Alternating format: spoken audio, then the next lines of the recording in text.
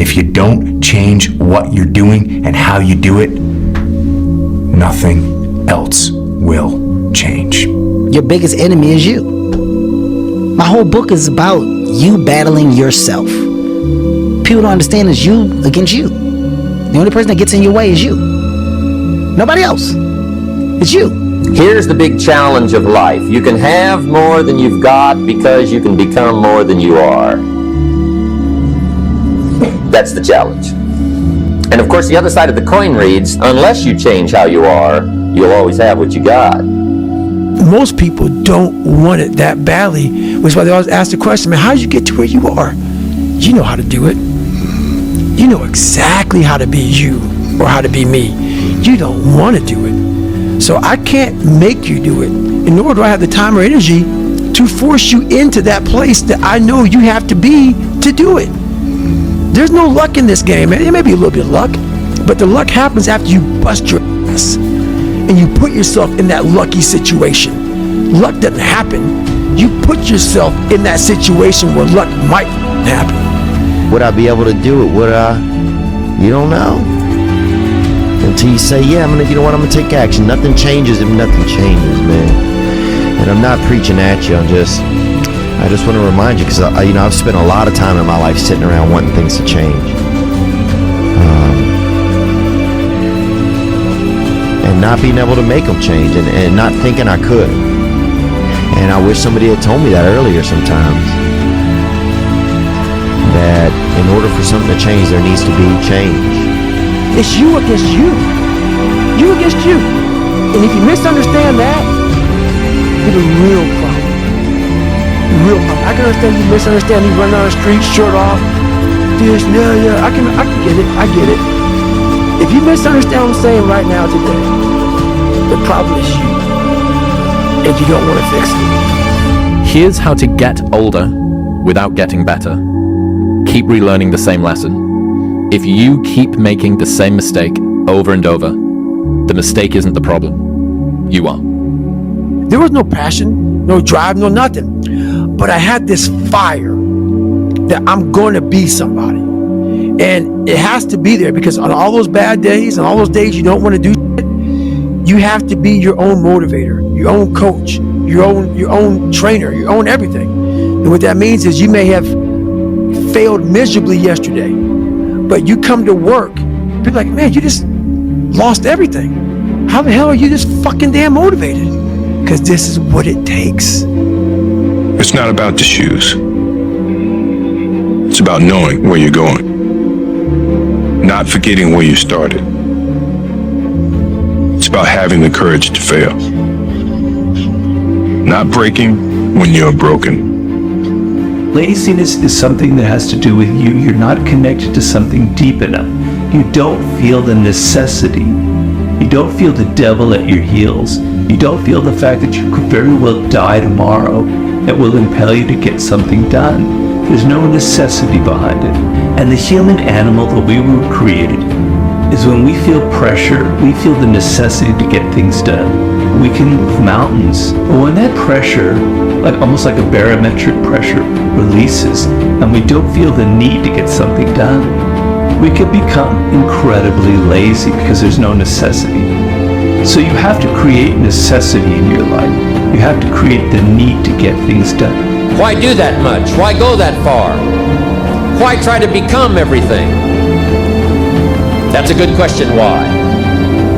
And you're the only one personally that can answer that question for yourself. One of the big thrusts for success is to come up with a strong enough why. And if the why is powerful, the how is easy. If the vision isn't clear, the old prophet said, without a vision we die, without a vision we perish, without a dream we're nothing. Most people, the bottom 80%, are lazy. They're looking for an easy way. They're looking for a shortcut to be successful. And there aren't any.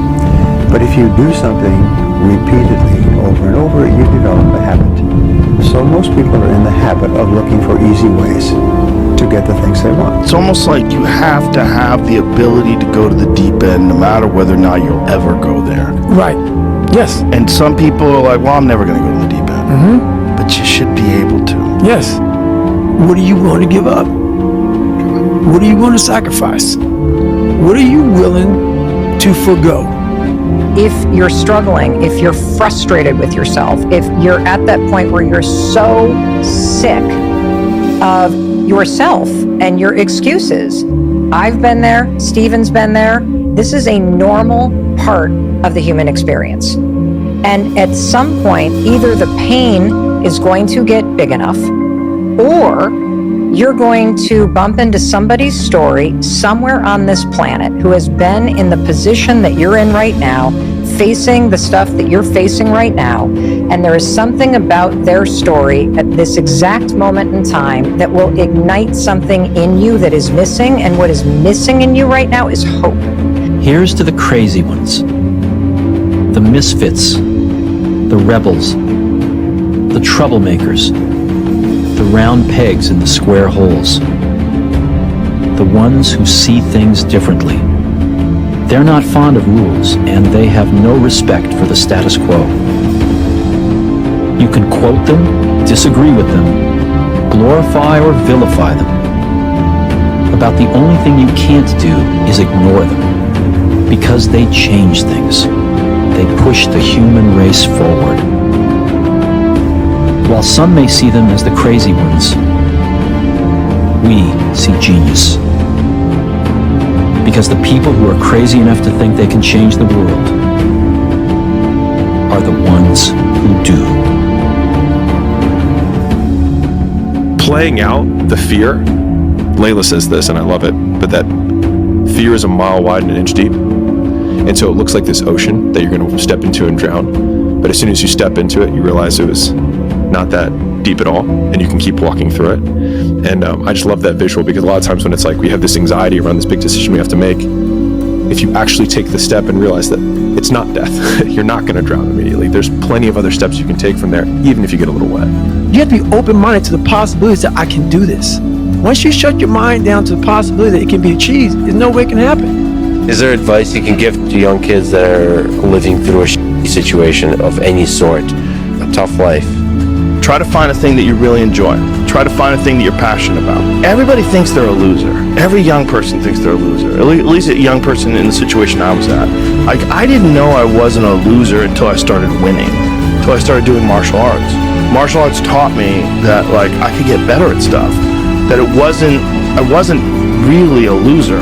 I want to maximize what I can. I want to be the best that I can be. I want to do things well, and I don't want to leave stuff on the table, but I don't want to be chasing the end goal so much that I never actually enjoyed the process of getting there, because ultimately that's really all that matters. So you're going to look back at any destination and realize that it was 99.9% journey, and only, one day of celebrating achieving the thing